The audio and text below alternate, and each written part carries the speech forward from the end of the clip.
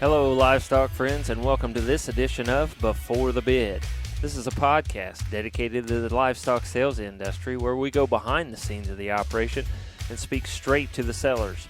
We discuss topics about the important aspects of their operation, location, the people behind the prep work, and talk about some of the animals that will be offered to you, the prospective buyers.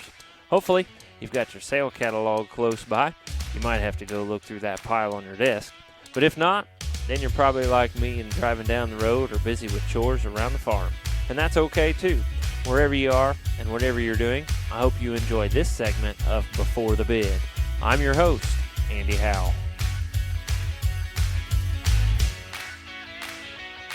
Welcome, livestock friends, to this episode of Before the Bid, and we go to western Kansas for this session, and we are going to talk to a guy that has had a pioneer seed business for 17 years, a guy that he's been around the show cattle for a long time and done very well with that, and they've gotten a lot of success in the pigs, and so we're going to talk about that a bit. And he has a sale on October 26th, and it is on SC Online Sales.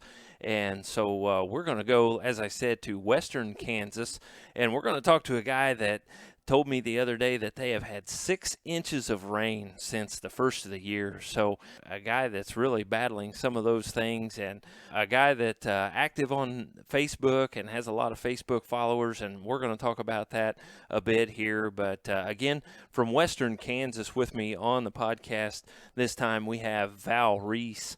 And Val, man, how are you dealing with 6 inches of rain since the first of the year? Well, it's kind of been hard, the grass. We kind of gave the cows a little bit of corn pretty well all through the breeding season. We give all of them a couple pounds of ground corn every day just to make sure they had enough energy. Mm-hmm. And then we had to pull off grass before the 1st of September. And, luckily for our farm, my son Dakota's got some irrigated ground. So he's moved that to alfalfa. So I've got some hay and we're buying hay. Right now we're moving cows around. There was a lot of failed dryland row crops are really low yielding. So we're fencing corn stalks, and we can get about 80. We've got 140 cows out on stalks, and they go through 80 acres about in a week's time, and then we have to move to some more dryland ones. So it's kind of caused a lot of work, Mm-hmm. but luckily we have the irrigation, so we have a decent feed source. Those that were just dependent on dry land, their grass and growing their hay, they're kind of struggling. But at the same time, the drought, it's real stout here, but you go 45 miles to the east and it looks like almost a garden over there. It's kind of the very edge of western Kansas, and then eastern Colorado is very dry. Right. So we're kind of in a bad hole. Now, eastern Colorado, most of it's kind of cruddy right now. I guess that's probably makes that pioneer seed business just a little bit challenging right now with those guys harvesting not a whole lot of corn and getting them ready to purchase some more for next year. Yeah, for our dryland customers, it's been kind of a tough year. In truth, most of them's income is coming a lot from crop insurance on the dryland, though. We've got some customers that are just exceptional farmers, and there's been some yields that were just about unbelievable. And a lot of the dryland corn was maybe a little better than one would have expected with this much rain, Mm-hmm. because last year we had good moisture. And so there was subsoil moisture down below that the corn was able to draw out, and Milo as well, kind of live some more in Wallace County. In Greeley County, the other place where I sell seed south of us, their yields got pretty poor. And then we do have some customers that have done some continuous row crop. I know that's what I did on my little bit of farm ground, and that wasn't a very good thing if you didn't have that stored subsoil moisture at all. Right. Yeah, I can understand that. So just more battling, but that's what we do, right? Yep, that's the. If you live in western Kansas, it's pretty sparse. Our 30-mile by 30-mile county. We've got about 1,450 people in it, and 1,449 of them's pretty tough. well, well, that's good. Yeah, that's good. So, yeah. Well, Val, we've talked a time or two here and getting ready for this podcast, and man, it sounds like you've been around this show cattle thing for quite a while. And if you would, why don't you tell us a little bit about the history of your herd and coming up through the cattle world and some of the family things that you guys have. Okie doke. Well, yeah, our farm was actually started. My grandfather moved to Weston and bought some ground in 1929, and he built his own garage during the summer, and then he lived in it his first winter while he built his house. Oh, wow. And it was I guess it was kind of a snowy, blizzardy winter. Of course, I wasn't around, but he got through it and, built the house. And then my father and mother, my dad was a school teacher as well as he did the farm with grandpa. And then I graduated high school in 1984, went to Fort Hays State and graduated in 1989. And I got lucky enough while I was there to get introduced to a tremendous cattleman named Dwayne Jeffrey, who was our livestock judging coach. And Dwayne's probably the best, somewhat unknown show cattle person in the world. Mm-hmm. He's raised, and he told me we were running registered Herefords at the time. And Dwayne says, why don't you breed 4 or 5 of your worst cows to Sugar Ray? Just see what happened. Because, Sugar Ray was the dominant bull in the late 80s, early 90s, Mm-hmm. And then those first 2 Sugar Ray steers kind of got me hooked. And Dad and Mom went along. And then, when Dad passed away, I kind of went forward with the cow herd. And we had a pretty large club calf following at one time. We'd sell about 50 to 60 show cattle a year. My mom's still alive. She lives out the farm. I actually live in town. So my oldest son, Dakota, lives out at the farm in the house my grandpa built. Mm-hmm. And I have 3 children. My oldest son, Dakota, all 3 of my kids actually graduated from K-State. Dakota was on the livestock judging team, both at Hutchinson and at K-State. And his best finish was he got 3rd at Fort Worth in senior college. Mm-hmm. But I think he had like 6 or 7 top 10 maybe. He had a nice run. Oh, wow, He did good. a nice job at K-State. And he actually lives out the farm. And he met a girl when he was judging at K-State that was judging at Butler. Her name was Kinsey Selke. Mm-hmm. The Selkies in Indiana do a real nice job of showing cattle. And I think Kinsey won Indiana State Fair showmanship maybe twice in cattle, Mm-hmm. And so they're married, live out the farm, and they've got 2 little boys, a 3-year-old and a 2-year-old. And they're a blast. Their grandpa and grandma love them to pieces. Right. I Yeah. know it's kind of fun. We look at some of them because Dakota and Kinsey think they're going to be into the Herefords when they show. And, Dakota'd be like on this Hereford steer we're going to look at later. Dakota, Saturday, we were videoing and says, Dad, if the boys were old enough, it'd be awful hard to sell him. I just looked at him and said, no, if the boys were old enough, he would not be for sale, son. Right. Dad's going to be plenty competitive, but Grandpa's going to be worse, I'm afraid. Right. Yeah.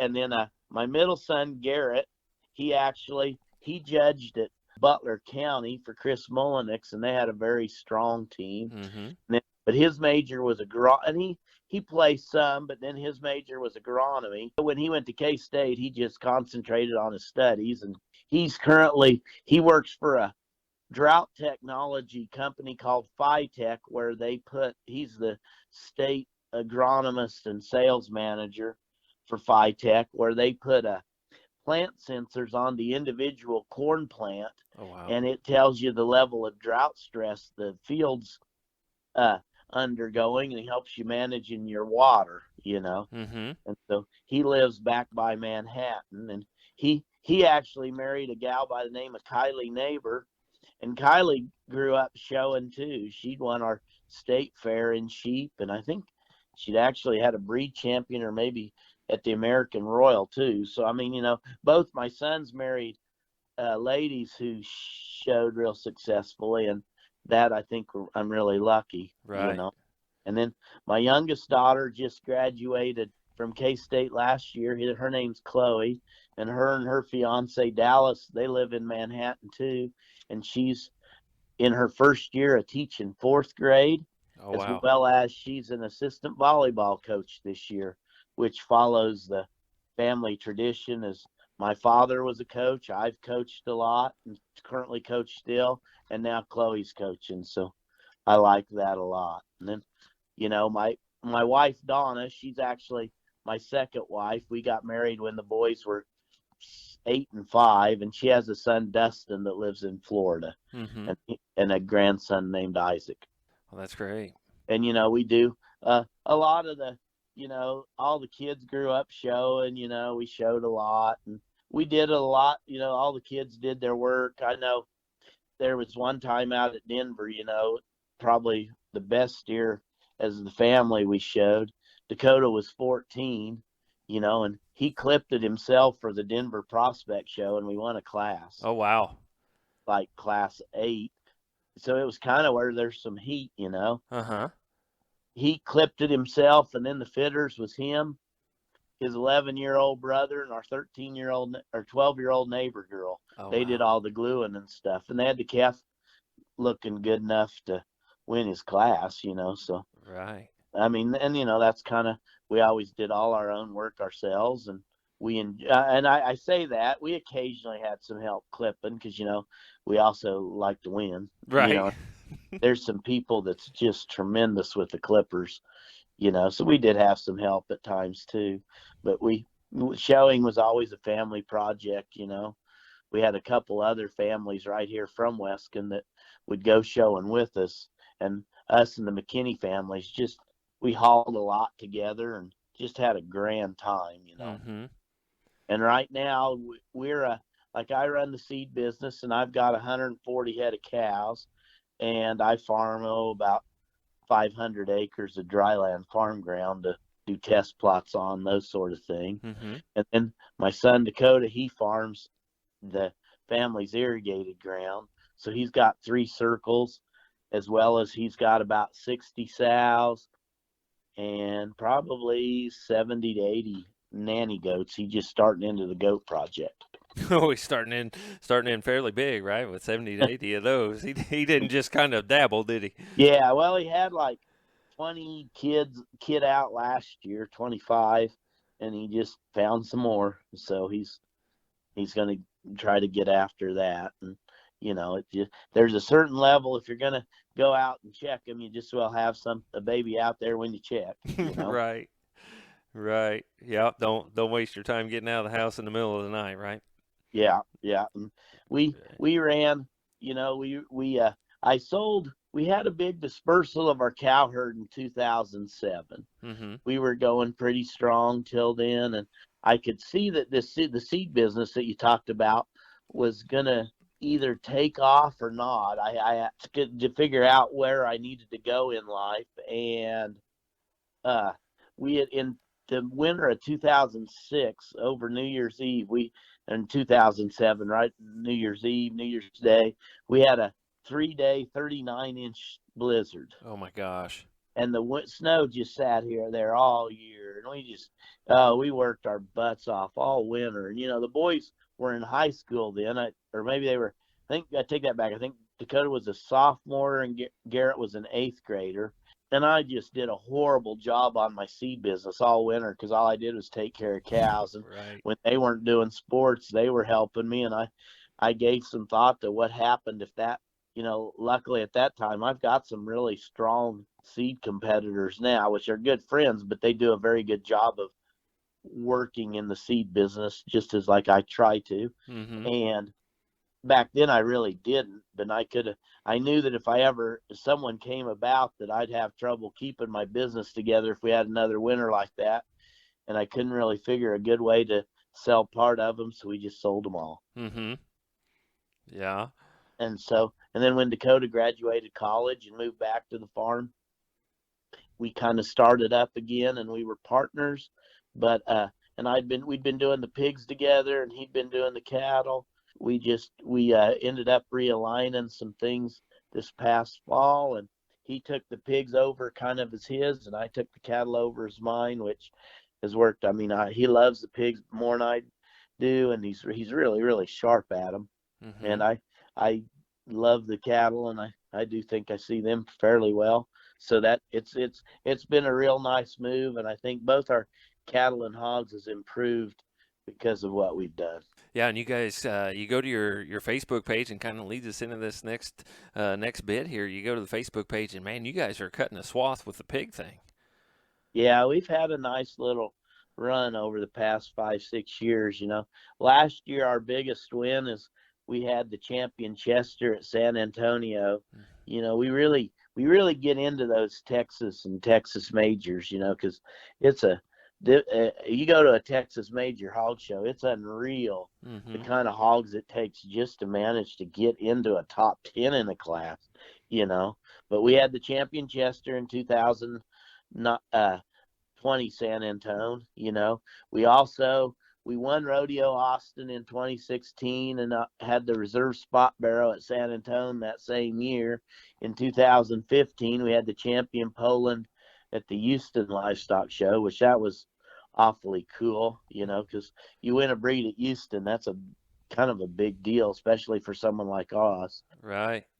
We've had the champion spot at our state fair a couple years in a row. And in 2017, our good friends from Wright and Wallace County, the Larson family, they ended up getting 4th overall at our state fair with a spot gilt. It isn't very often you see a spot Right. place, in the overall. And that year we did that there, and we also placed, I think it was 5th overall or 6th, somewhere in there, at Michigan overall with a spot barrow. Oh, wow. So we had 2 spots placed in the overalls, and that was kind of fun. And we've also raised some AI boars. The spot boar mouth off was 3rd in the nation in sire points a couple years ago, and we raised him, Mm-hmm. as well as the spot boar bar fight. And then we raised a boar that ended up at SGI for quite a while called PFG, and PFG was kind of pretty popular as a crossbred boar nationwide. So, we've had a lot of pig success lately. I had my sows and Code had his, but I could breed hogs, and just kind of because there's certain principles when you're raising livestock. If you follow them, you're going to be okay at it. Right. But Dakota had a lot better gift for looking at babies and understanding how they were going to grow up, and how to feed them. And I know, my daughter Chloe, her last show, she got 3rd overall at the Kansas Junior Livestock Show. The last time any of my kids went into a ring, so it was a good day. Right. But that pig was so sorry. I told him, I said, I can't believe feeding that thing, Dakota. It's terrible. And I know Kinsey went in the show barn once and said, Dakota, get that sorry thing out of this barn. He's terrible, but Dakota said, no, he's fine. We'll be fine. And sure enough, he turned out really good. He saw it, and well, on PFG too, he told me to keep him and grow him out a boar. And I said, hey, that skinny little thing, I ain't keeping him. That's stupid. And so Matt McKinley in Texas did it, and he bought him, kept him a boar, sold him to SGI, had a lot of winning show pigs out of him. In fact, I think we spent 4 times as much on PFG semen than we sold him for. That's how smart we are. Right. Or how smart I am, because Dakota told me to do it, and I didn't. Uh-huh. But he and this year this fall he's put 3 pigs in boar studs already, so he's had a good run this fall. Oh, wow, that's great. He does a nice job of raising hogs. Sometimes it's nice to be wrong, isn't it? Yeah. It's well, I know my mother and I were having a discussion, and I told her one day, I said, the last time I picked out a baby pig? She said, I don't know how long, a week ago? I said, no, 4 years. I said, I have quit, because I have someone in my family who's better at it, Right. and I trust him. So he pretty well, if someone calls me, because I dealt a lot with the customers on the pigs, but I tell them I'm going to have Dakota pick you one. Mm-hmm. I don't because that's what we do a lot on our show pigs, and I think that kind of shows our whole operation. I would say half of our hogs leave the farm without someone ever seeing them. Uh-huh. You know, Mm-hmm. it's just they call us and say, "Hey, well, how's your pigs look?" And they'll tell us this is what we want. I want, and we'll kind of figure out if we got it and tell them what we think, because we're kind of blunt, I guess I'd say. Uh-huh. You know, I know we had some people here from Oklahoma, and Dakota had a couple pins. He had written some notes on each of the pins before he left, and he called one pin number 2 bad, and then pin 3 was really bad. And I Tell it could like it show that is. to people. They're like, yeah. And we kind of, if you want to come for a lot of fluff and to be told how everything's perfect, we're a disaster, because we're going to tell Right. you what all's wrong with them and everything. But the reality is, winning a show takes understanding your animal and accentuating what's good and hiding what's bad. And you guys probably learned some of that and got that passion because you guys have been around this club calf thing for quite a while and had quite a bit of success in that as well. Yeah, back in the day, I mean, and I kind of, I hate to sound like one of them people in the progressive commercials, who sound, like your parents, and, Mm-hmm. and talking about back in the day, but I do. We've won quite a bit in the show steer deal. We I know kind of the funnest one, our best, maybe our funnest steer ever, sure our highest selling steer. He was reserved at the Michigan State Fair, which back then too, for Ryan Schmoes, and Michigan State Fair is on 8 Mile Road in Detroit. And when you're from Weston, Kansas, man, 8 Mile Road in Detroit is kind of, it's pretty stout for a kid from Weston to be, or man, or whatever you want to say it. Right. And I know we had another steer we called Spot, that he was the grand at the Oklahoma Beef Expo and reserve at Lawton. We've had the reserve grand market steers at both the Maine and Charolais Junior Oh, Nationals. wow. We had a heifer we called Feed Sack, because she was all a shorthorn heifer. She was all white, Mm-hmm. and when you seen her laying out in the grass when you're little, you thought it was just a feed sack. She's so dang white, and she ended up being the champion overall heifer at the Pennsylvania Farm Show a few years ago. Mm-hmm. And we've had several breed champions at the Indiana State Fair. We've had a reserve main at San Antonio. We'd actually won quite a bit, back before we dispersed our cattle. But and we've got in it slow, and lately, like in 2018, we had the reserve market steer at the Charolais Nationals, as well as having the reserve Charolais composite heifer at the Ohio State Fair. And we've won some local shows, this and that, but spent some time building our cow herd. And it's kind of, I feel like a little bit like I'm kind of the recipient of someone else's work, because Dakota's put the work in when we realigned things last year. He really had built a nice set of cows that were kind of ready to go get them, Mm-hmm. and all I have to do is kind of stick the semen in them right now. So he built a nice set of cows, and I think it really shows in our offering this year. And as we go forward, it's just going to get better and better. Right. We do have some. I mean, we got some high quality calves to talk about here, and had that success in the past, and now again getting back into it. And you say Dakota kind of got you going. What is some of your current herd breedings and things like that? What are you guys going for? Well, we always, back in the day, I always kept a lot of British breeds in my cows, Mm-hmm. and I won't have any.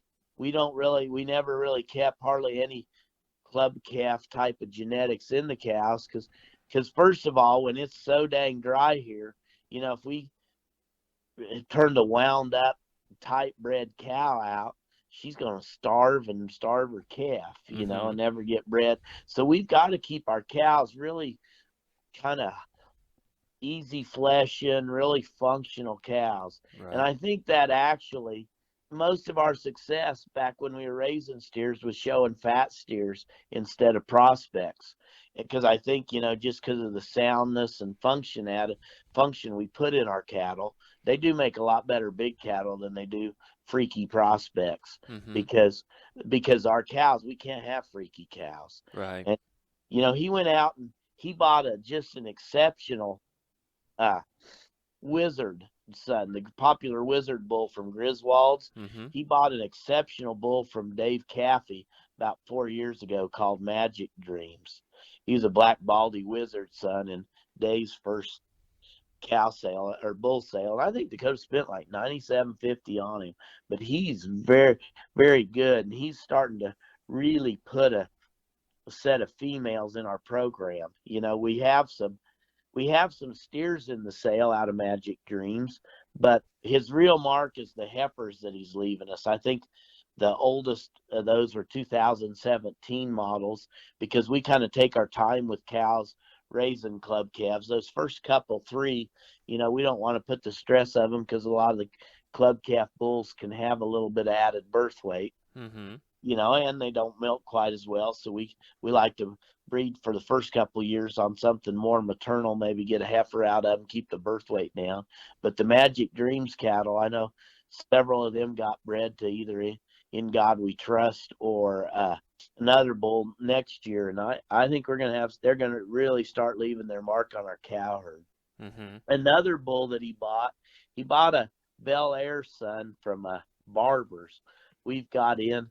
Actually, Brett Barber was an FFA teacher that most of our pig success in Texas has been won by people in Dumas, where Barber was an FFA teacher. Mm-hmm. And so then we started doing our cattle, which Barber Ranch has got as good a Herefords as there are in the country. Right. And Dakota's got a really nice Bel Air son from them. His number's 135. He's a Bel Air out of Abigail. And Abigail is the mother of Aventus and Copper 124Y. Two of their leading. Aventus won Denver, and was National Show Bull of the Year. Mm-hmm. And our bull 134.5 showed in their reserve champion carload at Denver they had a couple years ago, and he was a flush brother to a bull Barber's kept that was named Snacks, that a lot of people would have seen on Facebook because Snacks was stolen from Barber's for a couple weeks this summer. And so the video was running around Facebook. A lot of different people seen it. They'd had those Snacks in a pasture. Yeah, it was kind of funny. No explanation. Brett just said that Snacks showed up back in the pasture one day. What a good way to promote your bull and get him back at the same time, right? Yeah. I think whoever stole him probably didn't know that they probably thought they were stealing a $2,500 sale barn bull. Didn't realize that they were stealing a $100,000 top of the line registered bull. And when they figured it out, they figured they weren't going to take that risk and snuck him back, I suppose. Who knows? But those bulls, and plus we do a lot of AI, Mm-hmm. So Who's some of your heavier AI use? well, most of the calves this year were out of In God We Trust, and he worked real good, as well as we've got some out of Black Power Play, the Lautner bull.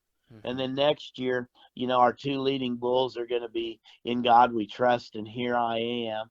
We're also going to have some Win in Doubts, some No Guts, No Glories, and then some Burning Man's, the Red Bull of Wade Rogers. That's what we used on our purebred Charolais. Mm-hmm. The Monopoly Charolais always worked real well, but you kind of risk that rat tail getting those. And so with using a red Monopoly son, we should take that out of the equation. Oh, those ought to be really cool. I'm looking forward to the Here I Ams because I think we've got some cows that'll work really well on them. And like you said, In God We Trust did a heck of a job at our house last year.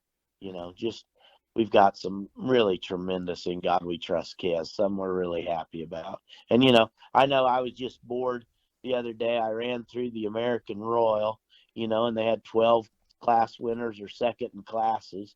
So there would have been 24 total calves that was pictured on the pulse, Sullivan's. Mm-hmm. 14 of them were either Here I Am's or In God We Trust. you Right. know. So they're those two bulls are kind of dominating, and I'm glad that's what we're going to have more of than any. And then on the Hereford side, we AI'd to a bull called 4030 of Barbers. We had 4030. We bought as a pair in Barbers a cow by the name of Chloe and her heifer calf by 4030. And it ended up then we sold the heifer calf to Shacker or Kobe Shacker in Dumas. And she was supreme polled heifer at Odessa in her first show. And down in Texas, Odessa's a big deal. Mm-hmm. And she got like second or third in class at junior nationals. And she they were gunning her for Fort Worth, and then she sloughed her calf, so they didn't get to show her, Oh. but that's a really good one out of 4030. So we're hoping to get a few more of them really nice ones. Plus we put in some embryos out of Jensen's Contender bull. you know Two of Garrett's best friends at college was Brady and Cody Jensen. Mm-hmm. So we kind of got an insider with those two, and the Contender bull's really good. So hopefully we'll have some nice contenders and 4030s running around for the Herefords next year, as well as our calves out of Bel Air 135. Mm-hmm. Well, that sounds like you're working really hard to get what's current and what's good and showing some success with that. Yeah, if it's a lot more fun when you like them. I Mm-hmm. know Dakota's Baldy steer, when we showed him, we got offered after we won our class at Denver. We ended up pricing him. We didn't really want to. And we priced him stupid high because we didn't want to sell him, and it ended up we got 84 cents a pound for him when Dakota was done showing. But I don't know the amount of enjoyment I got from standing at the fence after Coda turned him out, 30 minutes before dark, turned him out of the fan room. But I'll bet you I spent a couple hours a week just standing at the fence admiring him. And I Right. don't know how much money that's worth, but it's dang sure worth something. Right. But, I don't, maybe if we had sold that steer, maybe Dakota wouldn't have wanted to come back to the farm quite as much. And so maybe I wouldn't get to see that 3 and 2 year old every day. And I can guarantee you what we passed up for the steer ain't near worth not seeing them little boys every day for me and grandma. Yeah, you're exactly right. Yeah, it's one of the things because we bought the steer to show. That was actually one we bought for my cousin Bryce. He was raising some, and he had it was funny because Bryce he said, Val, I think I got one of them good ones like yours. I said, what do you mean? He said, well, you know how yours look. I'm like, okay. And Bryce runs like 400 head of cows, Oh wow. all Hereford Angus crosses. And that was like the second year of heat wave. Uh-huh. And all of a sudden, this stupid, crappy looking Hereford Angus with a cancer eye that was wild runs out of a pack. And there's this baldy steer behind her. And my jaw just about drops. And Dakota, he hits me on the leg right beside me. And I'm like, Bryce, what's that one out there? He says, oh, that was that one I was telling you about. And so we ended up, I know we just got back from Hereford or Shorthorn Nationals. Dakota had a very good steer at Shorthorn Nationals. He got second to the reserve grand, but we could have been higher, but oh well. But anyways, and it was going to be Dakota's last steer, and I just went over to Bryce and I said, Bryce, we'd really like to show that one. And he said, and they offered him a price that was lower than he probably could have got, but was higher than he'd ever got for one. And he was nice enough to sell him to us, Mm-hmm. And it was fun because when Dakota took, Bud was probably in the stoutest class ever at our state fair when we really tried to get him going, because that year another one of Bryce's was reserve division at Ohio for Hyatt Frobos. Mm-hmm. And he was reserve division to the grand. So Hyatt actually got in the ring with this calf of Bryce's for reserve grand at the Ohio State Fair. Cool. And yet our steer would thump on that one of Hyatt's, you know. So we were kind of all wound up, and it was really fun because we had a big group from Wallace County that did steers together. Our county fair's really special because it's fairly competitive, but yet everybody gets along. We don't have the county fair wars like so many other county fairs have. Mm-hmm.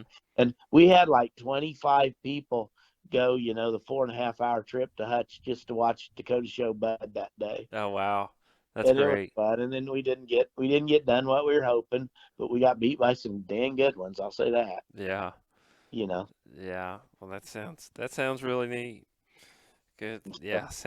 Sounds like a lot of fun. Yeah. Yeah. Well, you know, it's just we showed the kids and I we enjoyed our showing a lot, you know, and I know back when they were little, every day, or then they got older too, every day, you know, we go out and look at baby calves and you evaluate them daily. You know, when it was during calving, it was like Christmas because every day they get home from school and they say, "What do we have today, Dad?" And so we go in, bring the cows in close because we didn't like to leave them in a very big area at night for coyotes. And Mm-hmm.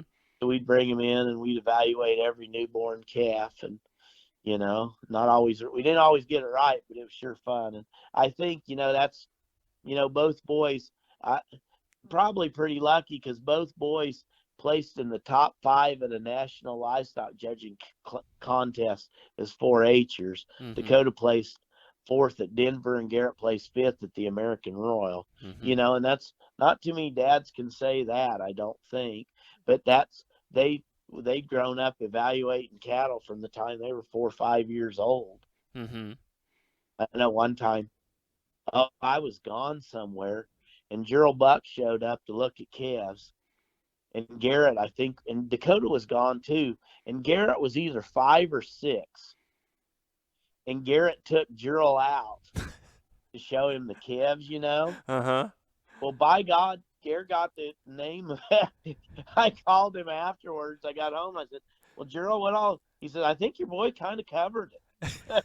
And so, sure enough, I went through the tags, and Gerald, every one of them that I thought Gerald needed to see, Garrett showed him and told him all the genetics just right. Oh, wow.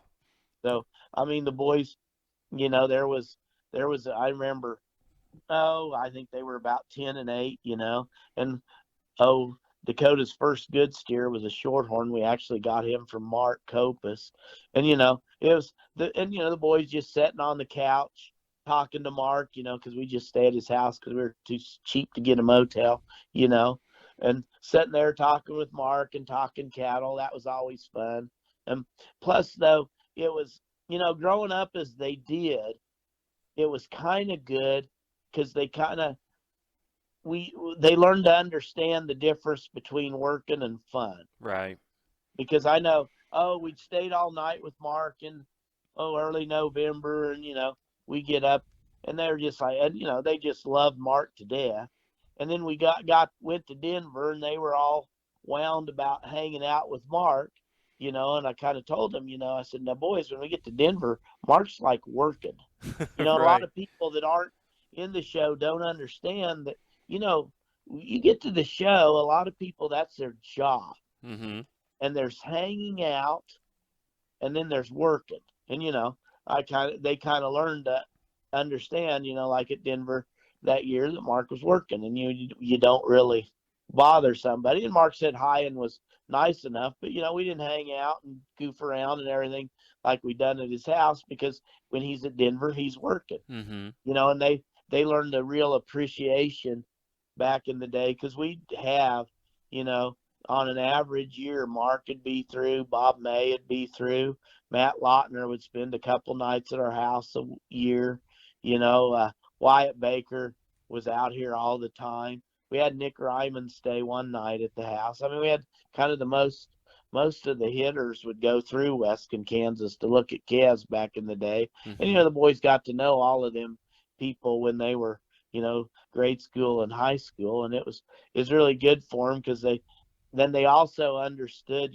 kind of watching, some of the best people in the world, they didn't really tell you they were any good at anything. They're pretty humble, Right. and then the ones that weren't quite as good would tell you about how good they were. And luckily, the boys kind of figured that out, that sometimes the best things kind of keep your mouth shut. Right. Yeah. Agreed. Absolutely agreed. Yeah. Well, Val, we got. I want to get to another little story session here after bit, but we better talk some of these calves that you guys have got here on this sale on SC sale, and again, the sale is going to be on October 26th, and you guys are going to sell right around 20 lots of cattle. Yep.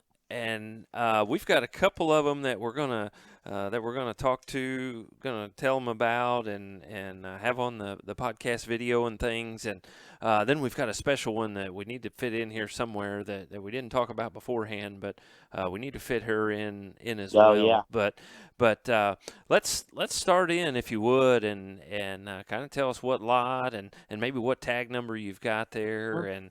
Okay. And I've got these videos brought up, and I've been through these videos, and man, what a set of cattle and set of steers, and I'm really excited for you about this, and I'm excited to hear about what they are. All I've got is videos. I don't have any pedigrees or anything like that, so I'm pretty excited to hear about them. Okay. Well, the first one we were going to talk about is Lot 9, and it's tag 020. He's an In God We Trust, and his mom is a cow Dakota Bott. She's sired by a 3/4 Simmental bull and out of an Irish whiskey times Angus cow. And this steer, it's kind of funny. Oh, I had back surgery this year, and we had an Italian exchange student named Tommy that lived with us, and Tommy named 020 the Beast when he was 2 weeks old. And when you get one that's truly good, you don't have to know anything about them. When you're sorting a bunch of a little better than ordinary ones, it really helps to have some skill. But when one's truly good, the beast is just incredible in the fact that he will probably be the thickest and the soundest steer at every show he goes to. As you can see, man, he is just got a ton of muscle, a great rib, yet he moves like a dream. Again, one of our neighbors in May, he's a farmer, and we stopped, we were visiting on the road, and he said, "Hey," he says, "I don't know much about show steers, but you got a really good white one this year, don't you?" He says, "I saw this calf out on the pasture when I drove by," and he said, "He's white as a truck already. Is he good?" I said, "Yeah, he's good." Yeah. And that's the beast. Being out of In God We Trust. I mean, and I think, his mom has got enough stoutness and the bone and added the foot to him. I hope, it's really hard to raise one as good as the beast. It just is, and I hope when my grandkids are a little older, we get to show one like that, because in your lifetime, it takes a whole bunch of cattle to get one of those usually. Right. And we think he's very good. He probably needs to be fed a little bit slower, because if you could maybe tote him out if you just pour the coals to him. But he's a good heavy steer right now. He grows like a son of a gun. He'll grow on air, so he won't be. But I think if he's managed to where he could show in September or October as a 1,360 pounder, that's probably what his best feature is. And you can see on the video, just a very nice steer. Again, if you feed him too hard, you might kind of shorten that front a little bit, but especially if you like to go jackpotting, because he eats like a dream, so you'll be able to haul him every week and it'll actually be good for him. But that's Lot 9, tag 020, In God We Trust steer. Well, smoky steer, white steer, and boy, you're right, man. Because you guys haven't had enough grass to be able to hide anything on these cattle on these videos, and man, this guy, you're right. He is so stout, and man, he reaches so well, fills that track. He's the one I was so anxious to hear about, or one of them, because he's flat good. He's been, like I said, Tommy. He had. I don't think he'd ever actually touched a cow in real life before he got here, and he was throwing calves to tag with me and all of that. He actually just fell in love with the cattle. It was so fun. But anyways, we had to have a 15-minute discussion after we worked calves because we didn't castrate two or three of them, Mm-hmm. and he wanted to know why. And I said, well, they have the genetics and stuff that we want to reproduce in our herd. Well, if that's the case, then why did we castrate the beast? Because isn't that what you want them to look like? It's like, well, yes, but and it was funny because he just, even though he'd never been around a cow, I kind of told him what a show steer was supposed to look like. And then when the beast was born, within 2 weeks, he knew that was the one. He knew it. You Yeah. know, Well, that's awesome. Yeah, you can't miss him. yeah, You can't he, miss him. he's pretty good. And we're hoping he goes to a good home, and because Mm-hmm. in truth, people win shit. People win livestock shows that livestock don't. Mm-hmm. So he's got to go to a good home that feeds him well, and that's what our hope is. And if he does, where I'll just say this, like I told you, I went to 8 Mile Road to watch that steer show in Michigan. Right. Wherever the beast is, when his destination show is, I will be there. That's Yeah. just how life is going to be. That sounds great. Good customer service as well. So. Well, I won't do anything. I'm just going to watch. Oh. I can't clip squat. Yeah. They don't. Well, even Dakota, when he was like 12, he took over the clippers, and I'm not allowed to touch the clippers. Mm-hmm. I know on his Baldy that he won his class with at Denver. I'd watched Wyatt Baker at Louisville that year fit the steer that ended up winning, clip his belly for like 3 hours. Jeez. And I thought I'd learned something. And Dakota and I about got in a fight because I wanted to clip an area 2.5 inches wide under the belly on his steer, and he wasn't going to even let me have the clippers for that. And then I did it. It actually looked okay. And it was funny because Garrett says, yep, Code, we can let Dad touch your belly just as long as we don't let him near the top or butt. And I said, fine, Garrett. So, whenever I go to the show, I'll just be there for moral support. Yeah. I'm not helping anything. Okay. I'll just get in the way. Okay. Well, that's great. Oh, that's good. Yeah, I got another smoky steer here, the lot 7 tag 18. Yeah, 18's another In God We Trust. He's your prettier steer. Very, very smooth made. Again, he moves very well. We've had a couple people think that he might be better than the beast long term. Mm-hmm. And that's sure. I know I'm kind of a power steer person, and we're making steers a lot prettier. And he might, you just never know. He might end up being that way. He's awful good too. His mom's a little Maine Angus. Again, he's one that needs to be shown in September or October. Possibly, October would probably be pretty ideal for that calf. But he's a awfully smooth made, pretty calf, beautiful neck, very square out his hip. And the video doesn't show, but he's got a good chunk of muscle too, plenty enough. I don't think he'll lose any show because of a lack of muscle. Yeah, he's a stout good one. Yeah, he'll be great hair. He actually has, of any of the steers in the sale, he probably has the best workable hair. Not necessarily the most hair. We'll get to that one next, but his hair is just beautiful, workable. It was laying exactly the right way, the quickest, and it's just to go out. When I go out in the morning, he'll look like he's kind of been blowed out first thing. Mm-hmm. The hair just he moves good.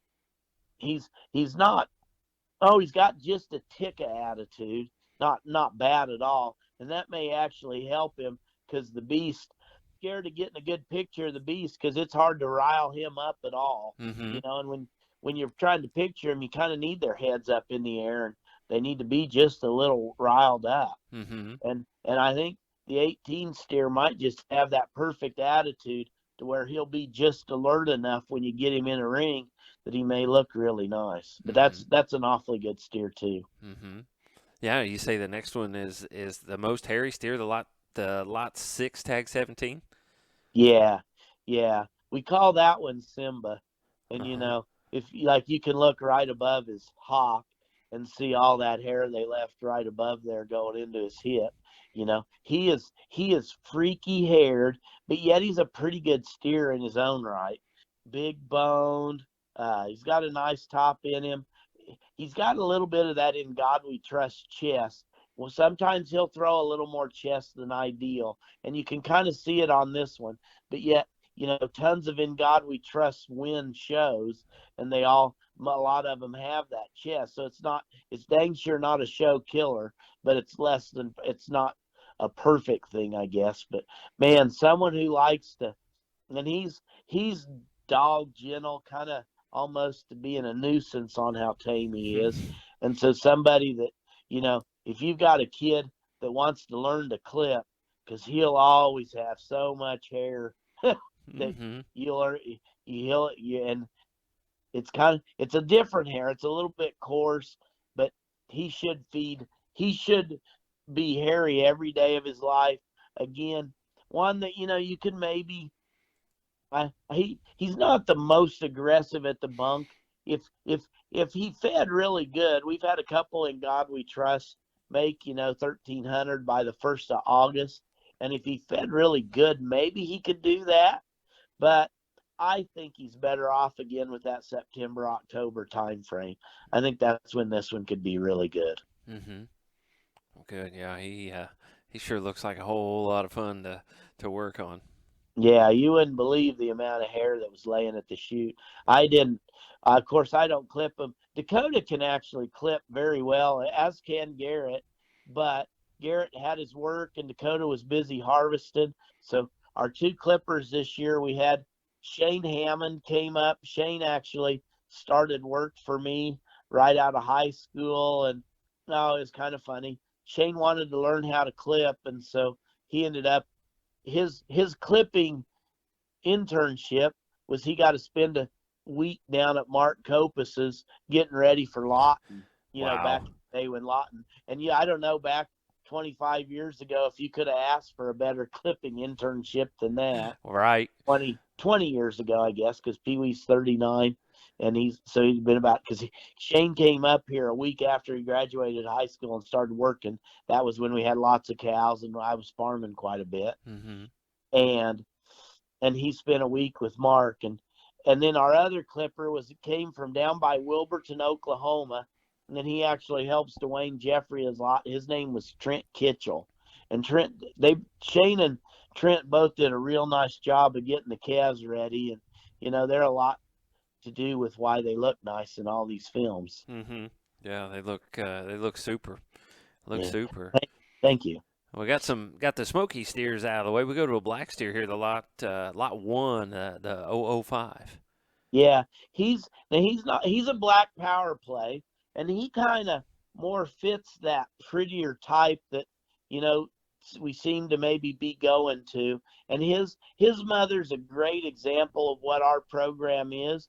She's actually sired by a Hereford bull, a bull we've gotten from Coyote Ridge Ranch, and out of a Maine Semi Angus cross, actually an Irish whiskey Maine Semi cow. And that little bit of Hereford puts that rib in him, keeps him sound.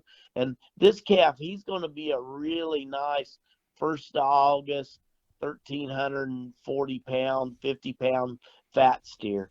Big ribbed, moves like a dream, has some hip to him, strides out really well. He's got a nice clean front.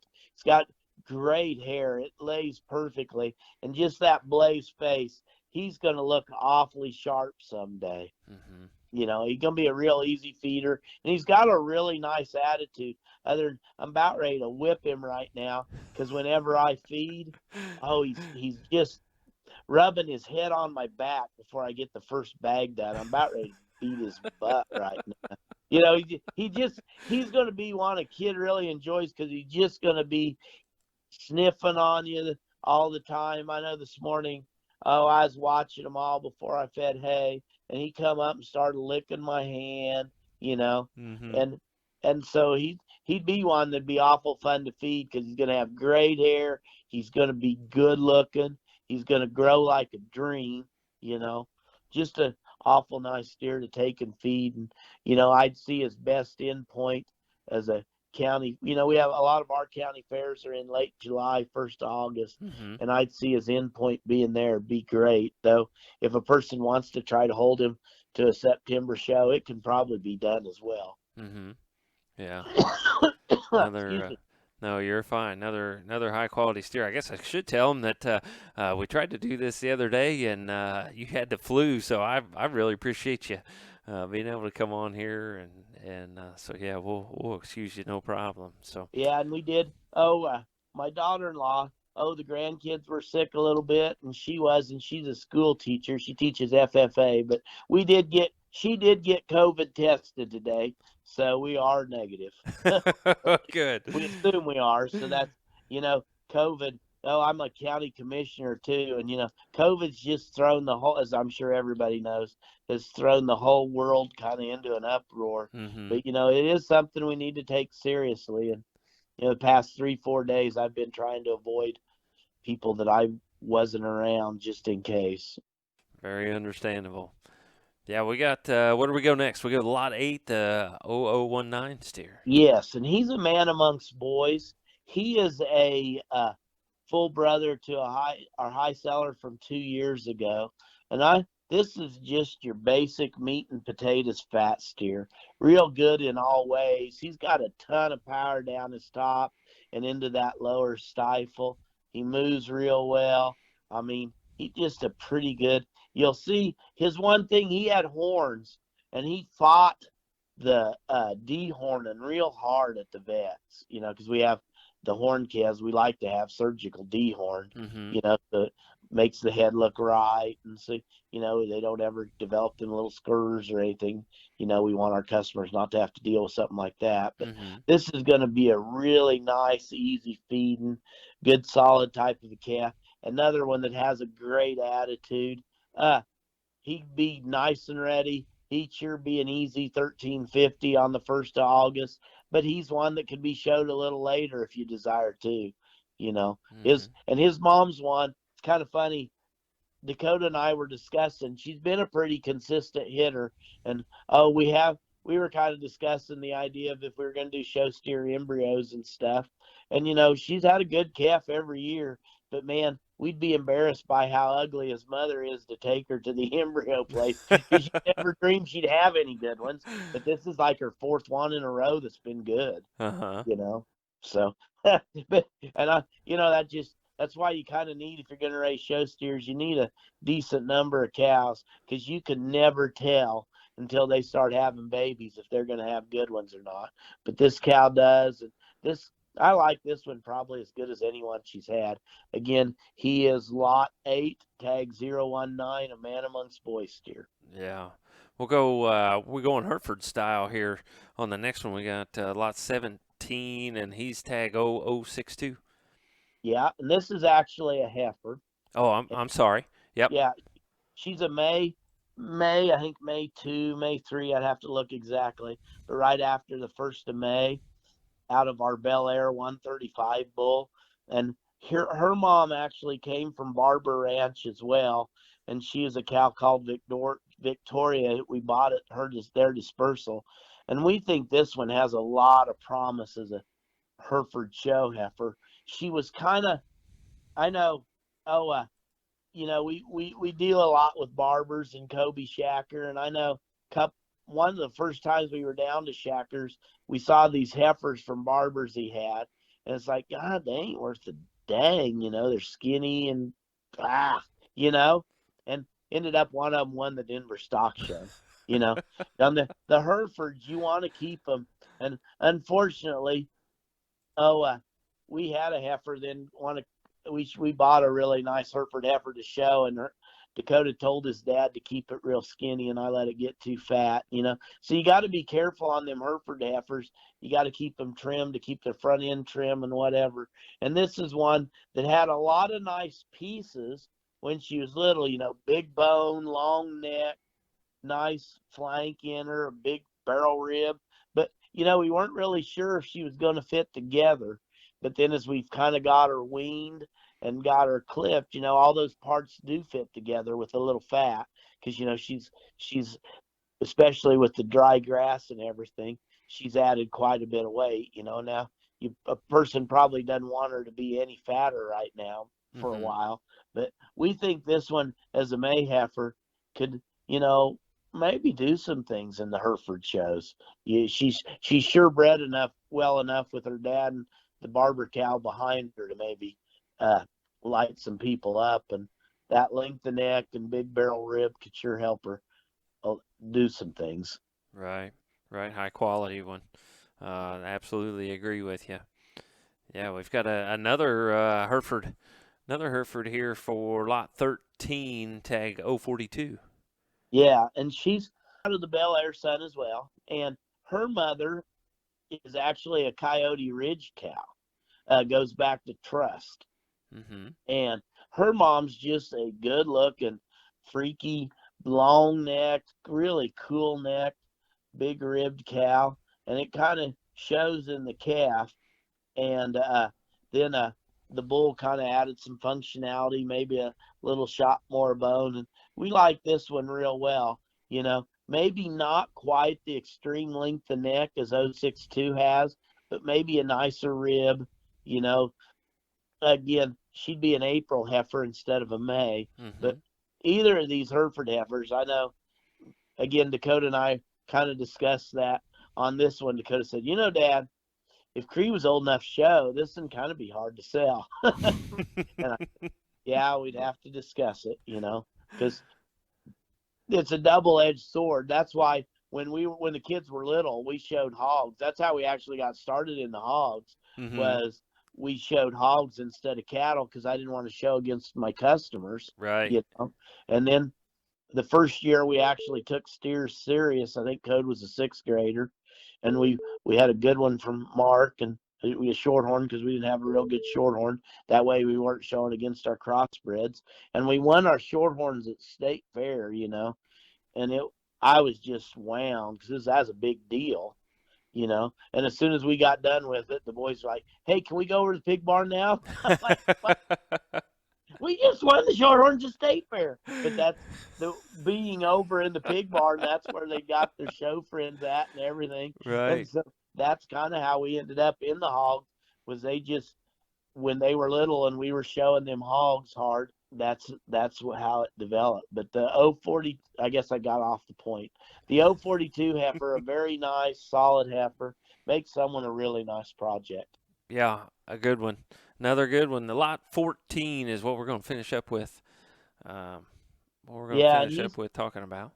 He's a steer. He's out of our Bel Air son, and he's out of a Cal 2124, a shock and awe daughter from Barbers that was actually, I spent quite a bit on her at their cow dispersal a couple of years ago, and she actually had a full sister win Fort Worth, I believe it was, that cow did, and they had flushed this calf's mother, and I bought her just because I thought she was probably had the most hip of any cow at the whole dispersal. And this steer's a little behind because I left the nuts in him. I was kind of thinking he might make a better bull because we'd like to start selling a few bulls too. But he wasn't real framey. And it's funny, I kind of have a preference towards moderate frame stout cattle, but a lot of your commercial buyers kind of like big cattle, what you sell them by the pound. And I decided that this one would make a good enough steer, so we castrated and made him a steer. And so he's a little bit behind, but you can tell just got a great hip in him, a long, clean neck, good bone, really good footed. I think this one could be a real player in the registered Hereford shows. Yeah, and look at the rib in that sucker. Yeah, yeah, and he's skinny, and his hair hadn't come because when when one's still a bull, they don't grow near the Right. hair as when they're a steer. But like when he stops and lifts his head in the air at the end of this video, I don't know where your video is really at now. You can kind of see what he looked like set up, Mm-hmm. and man, that's a really nice look he gives you when he does that. Right. Looks super good. Yeah. We talked the other night about a special heifer that you guys are going to have on this sale, and so I want you to kind of tell that story a little here and tell us about this special heifer lot. Yeah, we've got a heifer 007. She's an In God We Trust, and her mom is a Carpe Diem heat wave cow that actually came from Dwayne Jeffrey. But we're going to sell her, and 100% of the uh, auction price is going to go to a friend of mine's, Jeff Wilson Scholarship Fund. Jeff was a county agent. See, I was a county agent for 5 years Mm-hmm. down in Greeley County, the county south of here. And Jeff, after he graduated college, got the job at Hamilton County, the county adjacent to that, my last year or two as a county agent.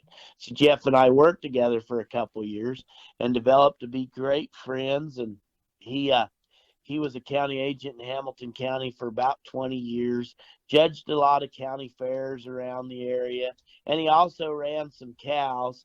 And I would say he bought 10 or 11 heifers from me back when we were going strong, and he bought a couple bulls from me. And I sold a steer for him once because he had a really good shorthorn colored heat wave that we got 10 grand for. His pancreas and liver failed him in January, and he passed away at 49, kind of unexpectedly, Mm-hmm. and he was a very good friend. We talk a couple nights a week. I called him a big ugly ogre, and he called me a little garden gnome because he's like 6'4" and I'm 5'7", if that. You know what I mean? Yep. And so but his family started a scholarship fund, and just I know I didn't get to go to Jeff's funeral because it was right when I had back surgery this winter, and I never envisioned that I'd have a life where I wouldn't go to the funeral of such a good friend like that and honor him. So I guess what I'm hoping to do is by selling this heifer in his name, we're going to honor Jeff now and let the whole world know how proud I was to be his friend. And we got lucky. Show circuit. Dave Stoltz agreed that the show circuit would sell her without any commission or any of that. So, which was very nice of them. And so, whatever that heifer brings, every dime of that's going to go to the Jeff Wilson Memorial Scholarship Fund. Well, that's a great thing. Yeah, and then I guess that's going to go to a high school student, a livestock student, a. Uh, I don't know exactly.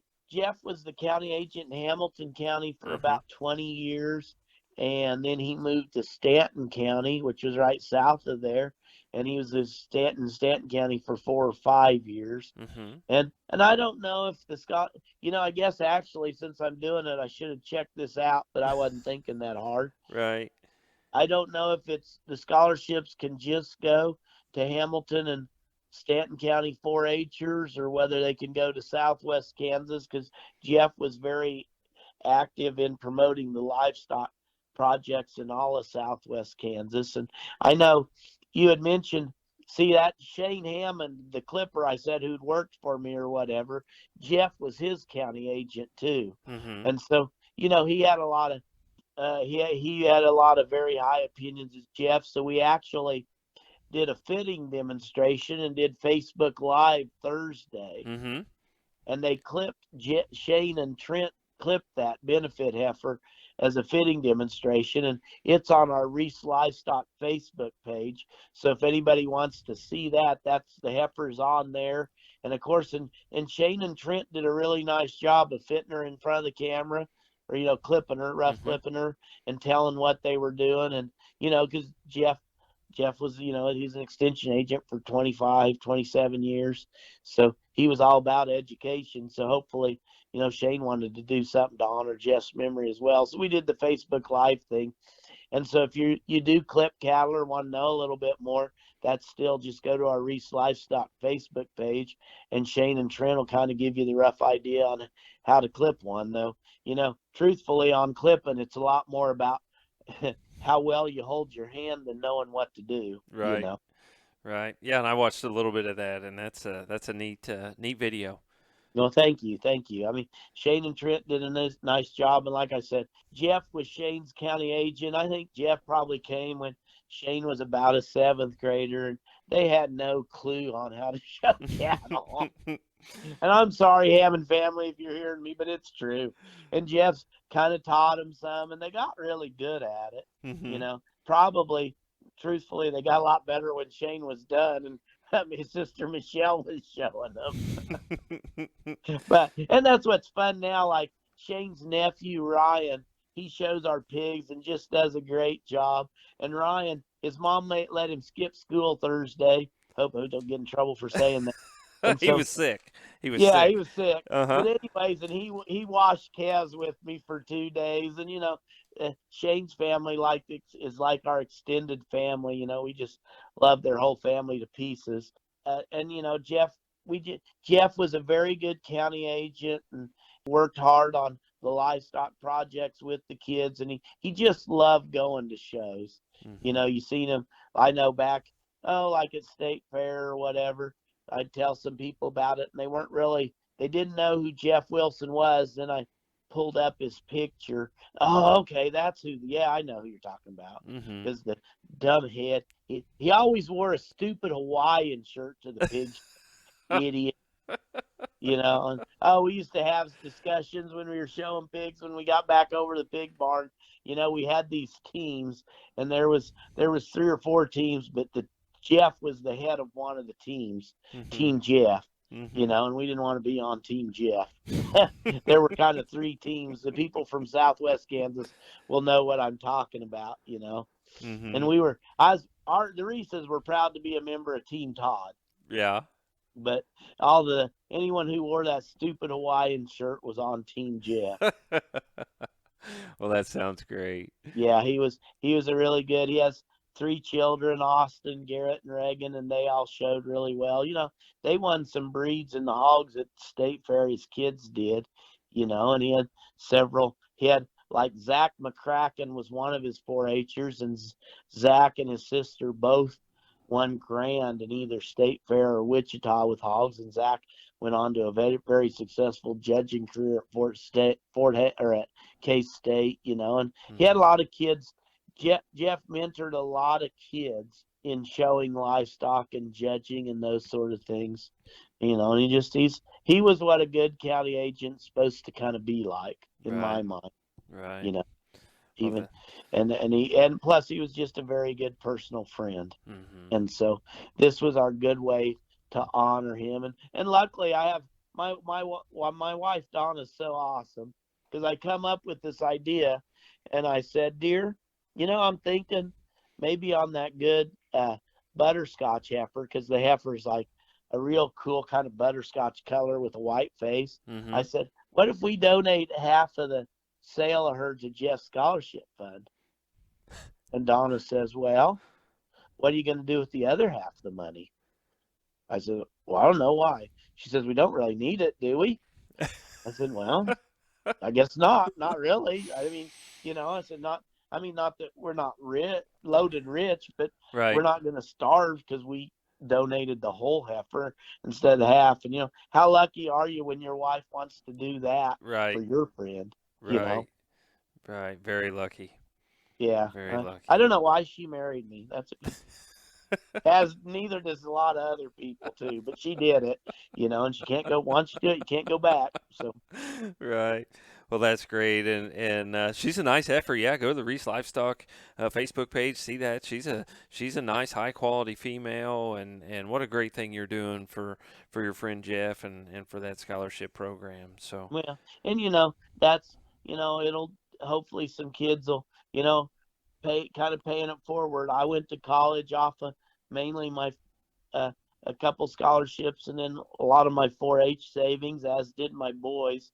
We managed to get both of them out of college with total of $7,500 debt was all. Mm-hmm. And that's kind of almost unheard of nowadays. Right. Yeah. But they had livestock savings and whatever. And they, and then hopefully, someone else will go to college off this scholarship, or a few kids will, Right. and they'll have the chance to maybe do something nice someday. A great opportunity for them. So, yeah, I think Jeff was just, even though he looked like a big old ogre, had this giant head. Oh, we used to I know it's kind of funny, I send his kids pictures of text between the two of us. Uh-huh. I know I texted him during football last year because the 49ers had a running back named Jeff Wilson, Mm-hmm. and I do fantasy football. And Jeff Wilson went off for like 2 touchdowns, and I'm like, man, I didn't know you had all of these abilities. And I Yeah. didn't say anything about the football game or whatever, but evidently he was paying attention, because he's like, yes, I'm a man of many talents, scoring 2 touchdowns today. Yeah, yes, you are. So it was kind of fun because, you kind of tried to, we text back and forth and do the jokes. I know his son Garrett was texting me, about the benefit. And he said, how much he enjoyed, because all of a sudden his dad would just start laughing at night. Mm-hmm. And his Melissa would ask him, Jeff, what are you laughing at? Oh, that stupid Val sent me this text, you know. And Donna had to hear the same thing here when that stupid Jeff would send me a text. Yeah. At 8:45, 9 o'clock at night seemed to be the preferred time. Yeah. So just a really good man. Did so much for so many kids that, we just, and not like, I mean, my friend Alan Imler, who is, he actually donated a pig to Jeff's scholarship this spring. So it's not like I'm the first one even. I Mm-hmm. just kind of copied Alan's idea, actually. Right. But it was actually out of the gilt that Jeff's daughter Reagan had showed. Oh, And wow. so Alan donated the best pig out of that pig's litter to the scholarship fund. So there's a whole group of us that just are really proud that we knew Jeff, and going to try to make it a scholarship that does some good, Mm-hmm. help some kids get college and do some nice things. And maybe one of those kids will go out and really change the world in some way. Right. Right. Well, that's great, and giving them great opportunities. And again, you can find that heifer. You can find these other cattle that we're talking about on the Reiss Livestock Sale on SC Online Sales, October 26th. And so, Val, man, I appreciate it. Appreciate all the stories. But we got one story that you told me the other night that we got to tell before we get off of here. If you would, tell me this Porky story. Okay. Well, back in the day, long time ago, when, some of my first club calf cattle, when I decided I wanted to get into it pretty good, I went up and bought 10 head from Jim Panel up at the Panel Ranch in Wyoming. And those of you, I don't know how many people remember that name or whatever, but Panel Ranch was strong. And Jim, every year before AI, he'd fly back to Wisconsin. He'd get in a rental car with Bob May, and they'd go looking at calves. Bob is mid-May, and Bob would go on a trip buying calves. And I knew Jim pretty well. I mean, I was we were a nobody in the show world. And I remember I was at work one day, and I come back and I got this voicemail, or on our answering machine at the house, I got a message from Bob May saying he was wanting to come look at calves, and I didn't get home till like 8 that night. And I bet you my head hit the dang ceiling, because that was the great Bobby May wanting to come look at my calves. Right. But it ended up he was with Jim, and they would wind their way home. But anyways, they go on this big trip, and one year it was Jim had this bull in his tank, and he says, hey, I got this Maine bull, and he showed me this Polaroid picture of him, and he says, man, I think you really ought to try him. He makes some good females. And I said, what's his name? Well, I don't know for sure. I'm calling him Porky right now. I said, well, that's a heck of a name. I said, I tell you what, I'll buy 5 straws. It's like, I don't want to mess with dividing 5 straws out of a cane. I'll just sell you 10 for the price of 5. I said, okay. So it ended up, I paid $7.50 for this bull called Porky, Oh, wow. which actually a couple weeks later by then Bob had bought in after he got to Wyoming, and Jim's neighbor Russell bought in, and they renamed him Draft Pick.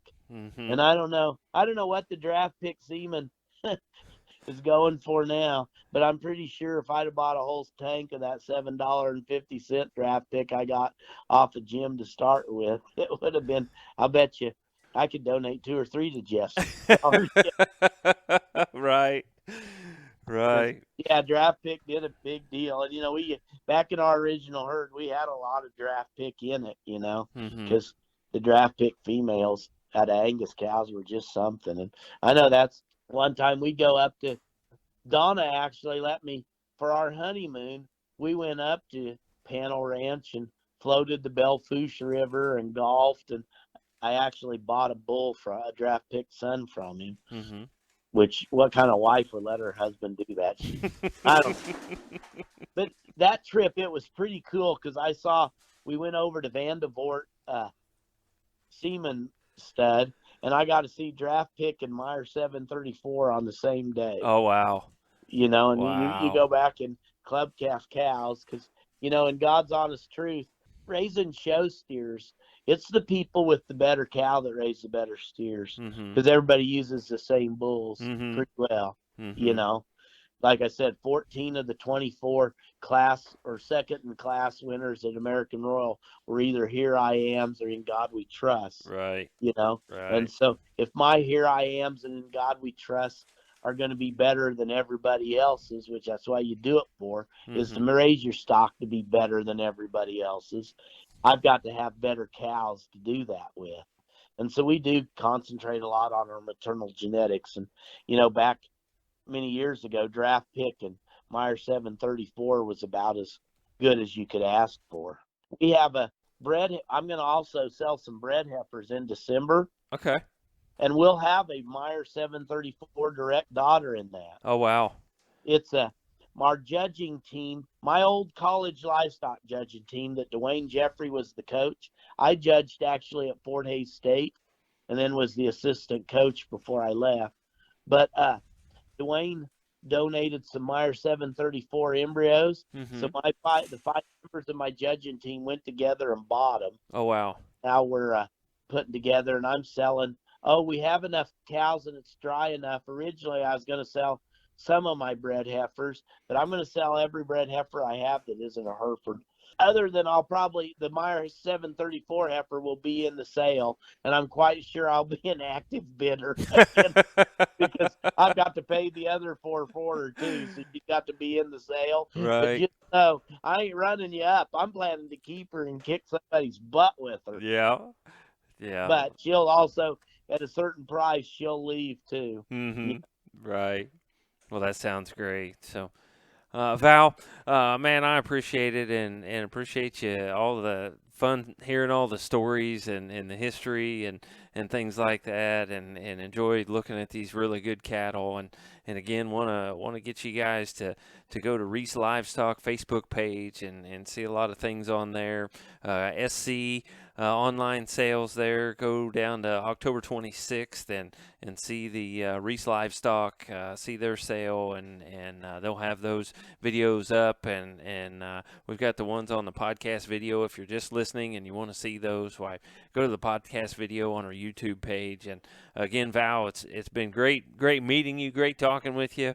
And I sure have appreciated it and appreciate hearing all the stories and things. So, well, thank you, Andy. It's been fun, and we try to present everything honestly. So don't hesitate for people out there if they want to call, ask about any of the cattle, or you ask Dakota about hogs or whatever.